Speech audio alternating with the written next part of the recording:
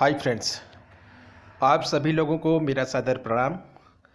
तो friends, supreme court से जो फैसला हुआ है 16 नवंबर को, इसके बारे में आपको जानकारी है सभी लोगों को कि अगली डेट 24 नवंबर को लगी हुई है और पूरी तरह से ये संभावना जताई जा रही है कि बीएड अब पूर्ण रूप से प्राथमिक शिक्षक भर्ती से बाहर होने की कगार पर है।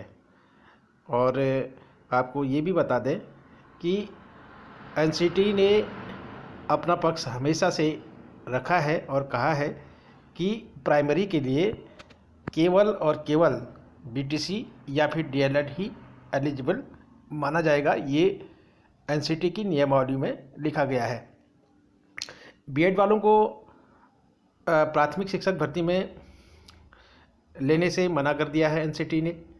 और प्राथमिक शिक्षक भर्ती में बीएड वाले लगातार जोर ज़बरदस्ती कर रहे हैं कि उनको भी प्राथमिक शिक्षक भर्ती में लिया जाए।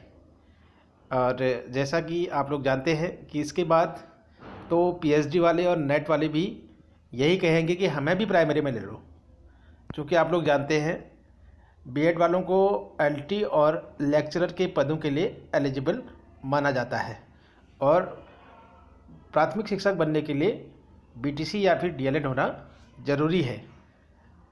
और आप लोग ये भी जानते हैं कि वर्तमान समय में बीएड वाले पूरी ताकत के साथ यहाँ पर जोर लगाए हुए हैं कि उनको भी प्राथमिक शिक्षक भर्ती में शामिल किया जाए, लेकिन ऐसा कदापि संभव नहीं है। और उसके बाद तो फार्मेसी वाले भी कहेंगे कि हमें भी प्राइमरी में टीचर बनना है, तो क्या ये पॉसिबल हो पाएगा? और उसके बाद अन्य डिग्री डिप्लोमा वाले भी कहेंगे कि हमें भी प्राइमरी में शिक्षक बनने का मौका दिया जाए। तो प्राथमिक शिक्षा की जो बेसिक नियमावली बनी है उसी के आधार पर प्राथमिक शिक्षकों का चयन किया जाता है, ये आप सभी लोग जानते हैं। तो यहाँ पर बीएड वाले जोर ज़बरदस्ती के साथ प्राथमिक शिक्षक बनने के लिए प्राथमिक शिक्षक भर्ती में एंट्री करना चाहते हैं। तो बीच में बीटीसी बंद हो गई थी बहुत साल के लिए, तो उस समय बीटीसी कैंडिडेट्स नहीं होने की वजह से कुछ राज्यों ने केंद्र सरकार से अपील की थी कि बीएड वालों को भी इसमें लिया जाए, क्योंकि बीटीसी वाले कोई भी कैंडिडेट नहीं हैं। बहुत सारे टीचर रिटायरमेंट हो रहे थे। तो यहाँ पर भी राज्य सरकारों को अनुमति दी गई केंद्र सरकार के माध्यम से, और उस समय भी एनसीटी से परमिशन नहीं ली गई थी। तो बिना एनसीटी के अनुमति के ही केंद्र सरकार ने आदेश कर दिया था और राज्यों ने बीएड वालों को प्राथमिक शिक्षक भर्ती में शामिल कर दिया और नियुक्ति के पश्चात 6 महीने का विशिष्ट बीटीसी कोर्स उनको कराया गया था, क्योंकि ये वैकल्पिक व्यवस्था थी। और उसके बाद बीटीसी खुली और बीटीसी खुलने के बाद अब बीटीसी को दूसरा नाम दिया गया है डीएलएड। तो प्राथमिक शिक्षक बनने के लिए डीएलएड डिप्लोमा होना ज़रूरी है।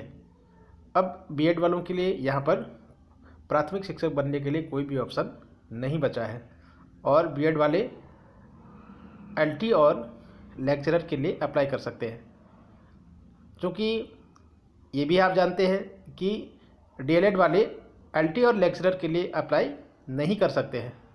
उनका केवल प्राथमिक शिक्षक भर्ती में ही अप्लाई करने का अधिकार है।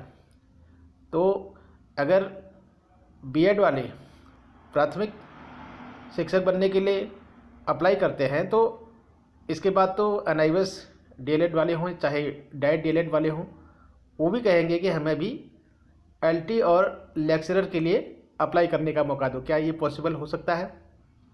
क्योंकि एनसीटी ने निर्धारित किया है कि प्राथमिक शिक्षक बनने के लिए बीटीसी या फिर बीटीसी का दूसरा नाम डीएलएड होना अनिवार्य है और बीएड वालों को एलटी और लेक्चरर के लिए एलिजिबल माना है। तो इस प्रकार से घुसपैठ नहीं करनी चाहिए बीएड वालों ने प्राथमिक शिक्षक भर्ती में, ये कहीं भी मान्य नहीं है। और जहाँ पर उनका हक बनता है उसके लिए अप्लाई करें, एलटी के लिए टेस्ट की तैयारी करें, लेक्चरर के लिए टेस्ट की तैयारी करें, जहाँ पर वो एलिजिबल है वहाँ के लिए वो ट्राई करें, अप्लाई करें, तो इसी में बेहतर है। और प्राथमिक शिक्षक भर्ती में डीएलएड वालों को यहाँ पर रखा जाता है और उनके बीच में घुसने का प्रयास बीएड वाले न करें, तो यही इसका आसान सा रास्ता है। तो फ्रेंड्स, फाइनली जो है 24 नवंबर को सुप्रीम कोर्ट में डेट लगी है और फाइनल डेट लगी है, जजमेंट होगा उसमें, फाइनल जजमेंट, जो कि भारतवर्ष के सभी राज्यों के लिए लागू होगा। तो फ्रेंड्स, ये थी आज की विशेष जानकारी। नई और ताज़ा जानकारी के साथ आपसे पुनः मुलाकात होगी। तब तक के लिए जय हिंद, जय भारत।